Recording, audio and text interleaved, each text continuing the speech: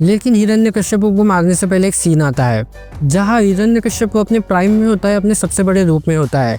जो हिरण्यकश्यप अपनी ज़िंदगी भर विष्णु जी को ढूंढ रहा था, विष्णु जी उसे कभी दर्शन नहीं देते, बट उस वक्त दर्शन देते हैं। वहाँ कोई डायलॉग नहीं था, लेकिन जब मैंने उस सीन के हिडन मीनिंग को समझा तब मेरे लिए मूवी पीक कर गई। महाअवतार नरसिम्हा और केजीएफ देखने के बाद मैं एक बात को लेकर तो श्योर हूँ कि हम वाले फिल्म से अच्छा मास मूवमेंट कोई डिलीवर नहीं करता। हमने बचपन में कृष्ण और कंस, बाल गणेश और हनुमान जैसी मूवीज देखी है, लेकिन एक टाइम के बाद वैसी मूवीज आना बंद हो गई।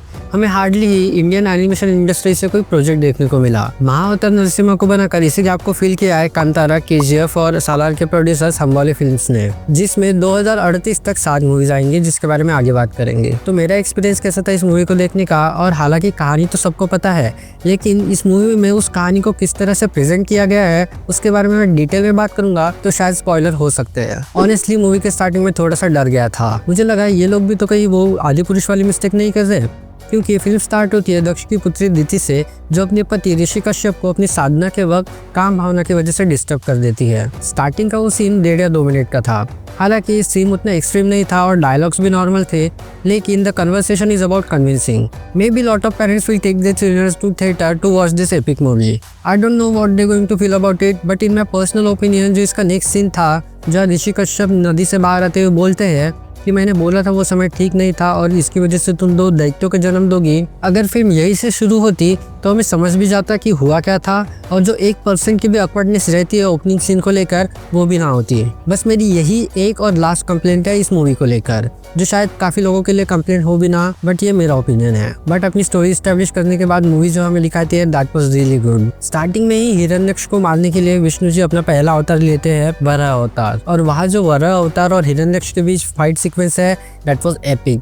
एपिक के अलावा कोई शब्द नहीं है उसको डिस्क्राइब करने के लिए, जिसके बारे में हम आगे बात करेंगे। जहाँ मूवी का सेकंड एक्ट है प्रहलाद, उनकी भक्ति और उनके जो हरि के ऊपर का विश्वास है उसके बारे में, कि कैसे प्रहलाद एक असुर होते हुए भी हरि की भक्ति करते हैं और बाकी लोगों को भी उनके बारे में बताते हैं। चाहे उनके साथ कुछ भी गलत हो जाए, उनका विश्वास कभी नहीं टूटता। यही हमें मूवी के कुछ काफी अच्छे सीन्स देखने को मिलते हैं। जहाँ थोड़ी देर पहले प्रहलाद को जो असुर मार रहा था, उसी के मित्र को बचाने के लिए प्रहलाद अपनी पीठ पर कांटे ले लेते हैं। वो सीन था तो काफी बेसिक, बट जिस तरह से उसे प्रेजेंट किया गया है देखने में काफी अच्छा लगता है।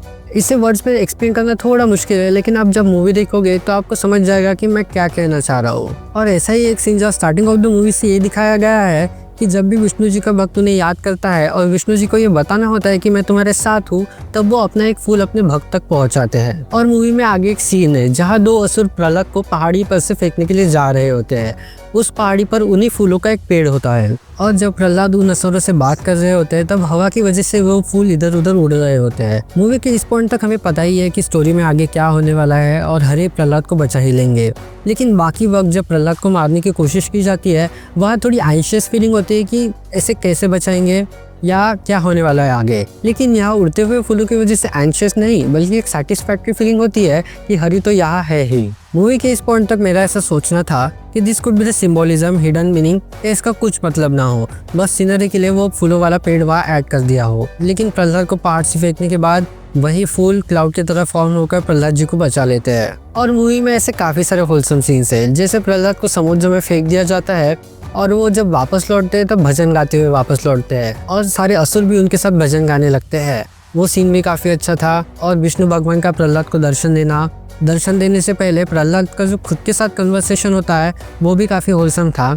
लेकिन हम बात करेंगे अब मूवी के पीक की। हालांकि आपको मूवी का एनिमेशन बीच में थोड़ा ऑफ लग सकता है, लेकिन ये कुछ इस तरह है कि अगर आपके पास एक लिमिटेड बजट है तो आप थ्रू आउट मूवी को कंसिस्टेंट रखते हुए एक डिसेंट फिल्म डिलीवर कर सकते हो, या कुछ कम इंपॉर्टेंट सीन्स के साथ कॉम्प्रोमाइज करके जो मूवी के इंपॉर्टेंट सीन्स है उसे एपिक बना सकते हो। यही किया है इस मूवी ने।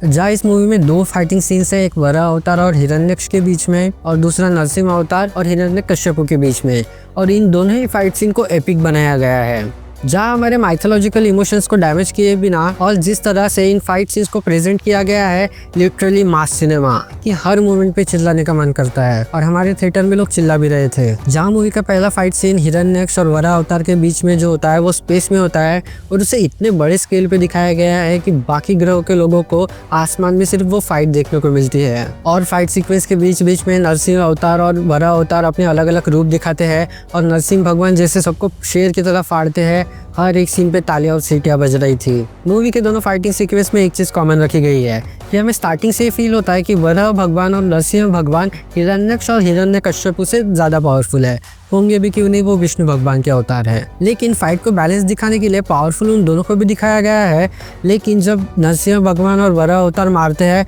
तो इम्पैक्ट फील होता है, लिटरली गूज़बम्स आते हैं। और मुझे वहाँ वही बात फील हुई कि ये विष्णु भगवान के अवतार है। ये फाइट 2 मिनट में क्यों चल रही है, लेकिन मूवी अपने जवाब यहाँ खुद देती है, जहाँ ब्रह्मा जी विष्णु जी से प्रार्थना करते हैं कि भगवान आपके लिए इसको मारना चींटी के मारने के बराबर है, तो आप इससे इतना खेल क्यों रहे हो।